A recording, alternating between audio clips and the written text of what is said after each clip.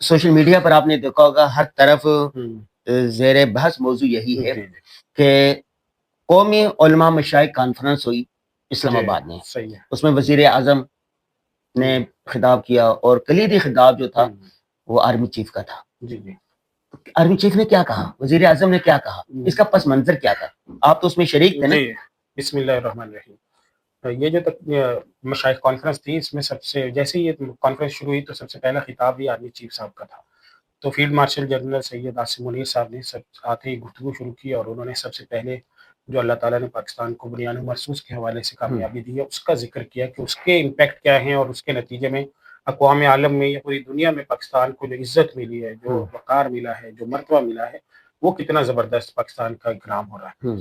اور انہوں نے اس کے ساتھ ساتھ یہ بھی ذکر کیا کہ اب ہماری ذمہ داری بڑھ جاتی ہے کہ ہم اس کو تسلسل کو برقرار رکھیں، اس ٹیکنالوجی کے اس ایڈوانسمنٹ کو برقرار رکھیں، وہ علم حاصل کریں جو دنیا میں مسلمانوں کو عروج دیتا، وہ علم حاصل نہ کریں جس سے آپس کے اختلافات، انتشار، آپس کے جھگڑوں کو ہوا دیں۔ اور انہوں نے بہت تکلیف کے عالم میں فلسطین کا بھی ذکر کیا کہ فلسطین کے مسلمانوں کو جس طرح سے شہید کیا گیا، جس طرح سے اسرائیل نے پوری دنیا کے اندر ادھم مچایا ہوا ہے، دنیا کے کئی ملکوں کو تباہ و برباد کر کے رکھا ہوا ہے۔ عالم اسلام کے 7 ملک انہوں نے گنوائے باقاعدہ کہ ان 7 ملکوں میں اسلامی حکومتیں تباہ کر دی گئی۔ ابھی انہوں نے ریسنٹلی سوڈان کا بھی ذکر کیا۔ تو جو مسلمانوں کے دشمن ہیں وہ دن بدن مسلمانوں کو کمزور کرتے چلے جا رہے ہیں، اور خود وہ کتنے طاقتور ہوتے جا رہے ہیں اس میں آپ اسرائیل کو دیکھیں۔ انہوں نے ذکر کیا کہ 7 ملین جو اسرائیلی ہیں وہ 300 ملین مسلمانوں پر حاوی ہوئے ہیں، اور اس سے پہلے وہ پوری دنیا میں نقشے بنا کر بتاتے تھے کہ یہ گریٹر اسرائیل ہے، اس میں سعودیہ بھی آتا ہے، اس میں مصر بھی آتا ہے، اس میں سوڈان بھی آتا ہے، فلاں فلاں بھی آتا ہے۔ تو اس طرح کے نقشے وہ جاری کرتے تھے، لیکن جو اللہ کا شکر ہے کہ پاکستان کو جو یہ کامیابی ملی، اس کے بعد دنیا کے سارے ملک پاکستان کے پاس آ رہے ہیں اور کہہ رہے ہیں کہ اگر حقیقی معنوں میں عالم اسلام کا کوئی لیڈر ہے تو آپ ہیں۔ اور وہ کئی ملکوں کے انہوں نے نام لیے کہ وہ ہمارے پاس آتے ہیں۔ ہمارا صرف ایک معاہدہ آپ نے دیکھا نا کہ جو حرمین شریفین کا محافظ حرمین شریفین ہونے کا اللہ نے ہمیں شرف بخشا ہے، وہ ہمارے سامنے ہے۔ ورنہ دنیا کے کتنے بڑے بڑے ممالک جو بہت بڑے معاشی جن ہیں وہ بھی پاکستان سے آ کر کہتے ہیں کہ ہم آپ سے سیکھنا چاہتے ہیں، پاکستان کی مدد لینا چاہتے ہیں، دفاعی معاہدہ کرنا، دفاعی معاہدات کرنا، اور اپنی فوجوں کو ٹریننگز دینا چاہتے ہیں، ان کو وہ اسلحہ، وہ ٹریننگز، وہ اکوپمنٹ دلانا چاہتے ہیں جو پاکستان کو اللہ تعالیٰ نے دیا ہے۔ تو اس لیے انہوں نے اس پر بھی زور دیا کہ پاکستان کا ہمیں تحفظ کرنا، پاکستان کے مستقبل کو سیکیور کرنے کے لیے ضروری ہے وہ علم ہم حاصل کریں جو غالب قومی حاصل کریں، جن سے قوموں کو عروج ملتا ہے۔ انہوں نے اس پر بھی بات کی کہ جو دینی مدارس کا نصاب ہے بہت اچھا ہے، اس میں جو آپ چیزیں پڑھاتے ہیں وہ بہت اچھی ہیں، لیکن اس کا جو ٹون ہے یا اس کا نتیجہ ہے نا، وہ یہ نہیں نکلنا چاہیے کہ آپس کے اختلافات پر ہی ہمارا زور ہو۔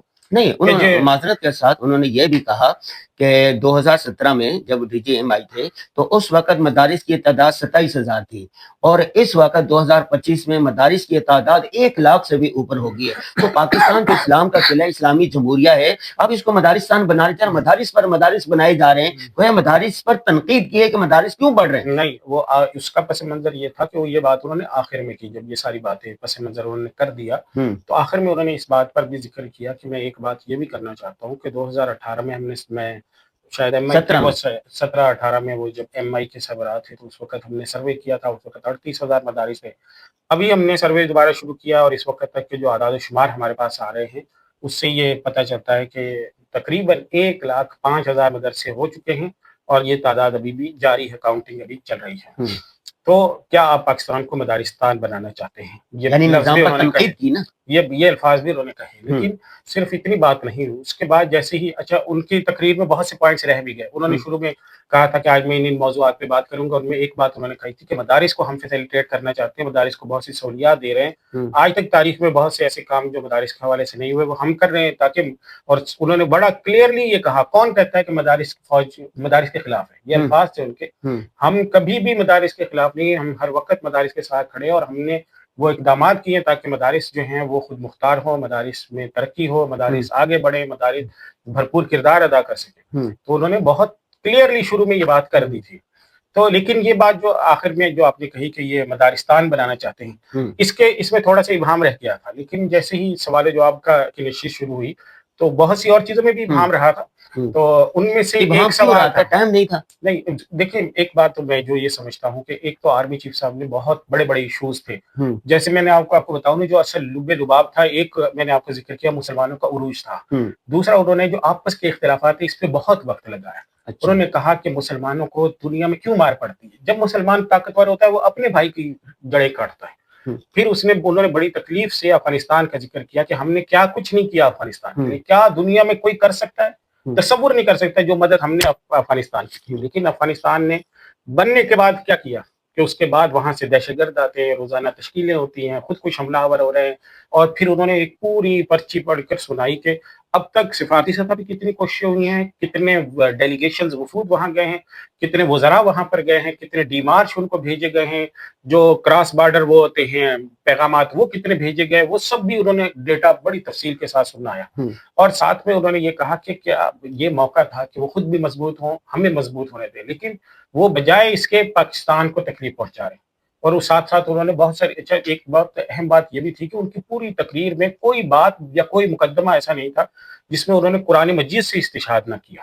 قرآن مجید کی آیتیں پڑھ کر ان سے عروج اور زوال کا استعمال کرنا, آپس میں اختلافات یہ بھی بات ہے نا کہ اگر دو طائفے آپس میں لڑ کرے تو ان میں صلح کروا دیا کرو. یہ جو سیاسی استحکام ہے ملک میں, تو کروا دیں, مطلب کو تو ہر کسی سے کہہ رہے ہیں کہ کروا دیں, کوئی نہیں کروا رہا. نہیں, سربراہ کو سب کچھ تو ان کے پاس ہے نا, وہ اسٹیبلشمنٹ عمران خان آپس میں مل کیوں نہیں جاتے, اتفاق کیوں نہیں کر لیتے. کچھ لوگ تو الگ چیز ہے, سیاسی تھے نا. عمران دیکھیں, ابھی تو ہم افغانستان کے حوالے سے بات کر رہے ہیں نا, عمران خان کے حوالے سے بھی انہوں نے بات کی بہت واضح طور پر کہ ہم ایک شخص کی خاطر اگر ایک شخص کی اقتدار میں نہیں پورا ملک تباہ کر دیں, ہے نا, تو ایسا نہیں ہو سکتا کہ ایک بندے کی خاطر ہم پورے ملک کی تباہی کی طرف آ جائیں. بڑا کلیئرلی انہوں نے یہ بات بھی کی.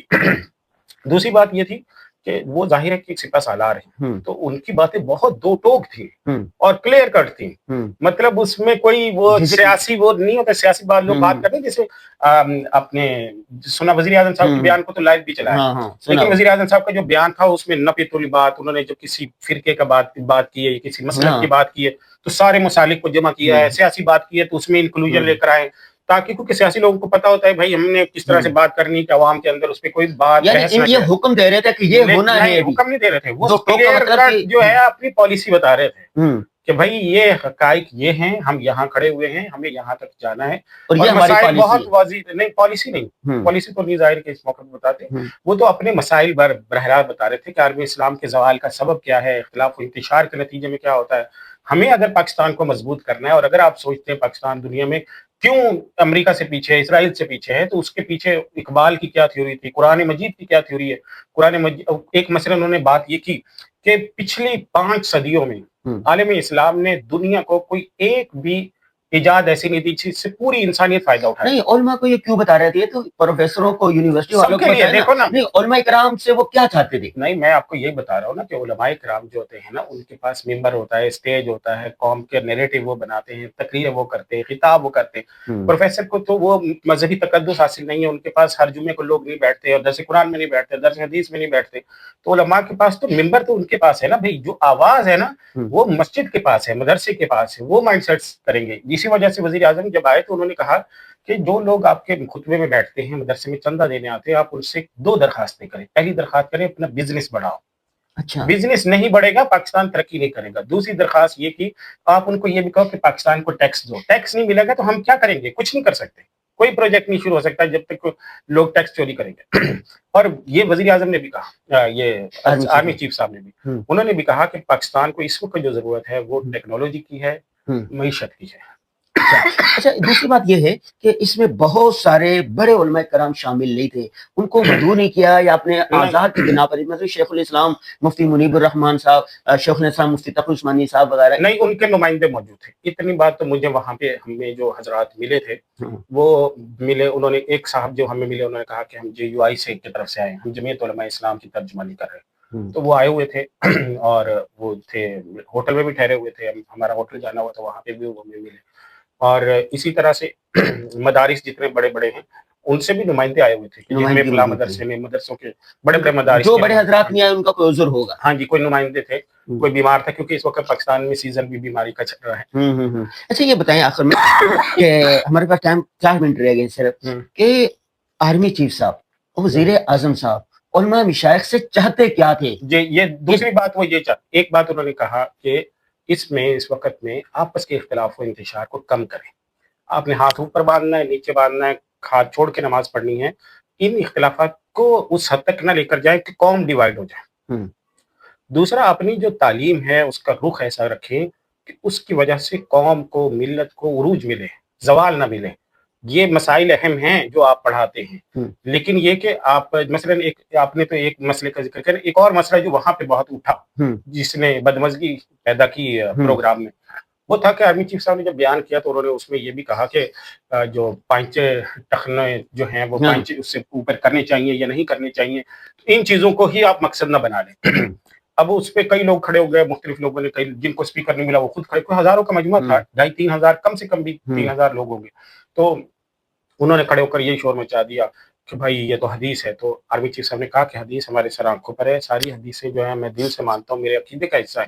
میرا مقصد صرف یہ ہے کہ جو قوموں کو عروج دلاتی ہیں وہ علوم بھی سکھائیں. آپ مثلا 3 علوم کا انہوں نے ذکر, ایک انہوں نے کہا کہ دینی تعلیم تو دیں ہی دیں, دینی تعلیم بھی دیں, اس کے ساتھ ساتھ ویسے مدارس بنائے. 2 دفعہ انہوں نے ذکر کیا, جامع رشید, دارالعلوم کراچی, جامعہ اشرفیہ, ان کے بزرگوں کی طرف اشارہ کیا, مفتی تقی عثمانی صاحب کا نام لیا, مفتی عبدالرحیم صاحب کا نام لیا انہوں نے, اور ساتھ میں انہوں نے کہا کہ آپ اس مدرسے کی تعلیم پڑھائیں, ساتھ میں کوانٹم فزکس پڑھائیں, آپ دوسرے نمبر پر آپ روبوٹکس پڑھائیں, تیسرے نمبر پہ آرٹیفیشل انٹیلیجنس پڑھائیں, یعنی اس طرح کی جدید ٹیکنالوجی پڑھائیں. مقصد ان کا یہ تھا, لیکن انہوں نے 3 جو جدید ٹیکنالوجی ہے ان کا نام بھی لیا. مفتی صاحب اس کے لیے تو یونیورسٹی ہے نا, مدارس کی وجہ تو دین کے لیے ہے نا, اور اتنا کچھ پڑھائیں گے تو ملغوبہ بن جائے گا. ایک طالب علم وہ دینی 16 مختلف قسم کے علوم, فنون, فقہ, منطق یہ وہ حاصل کرے گا, یہ کرے گا. اس کے لیے تو یونیورسٹی ہے.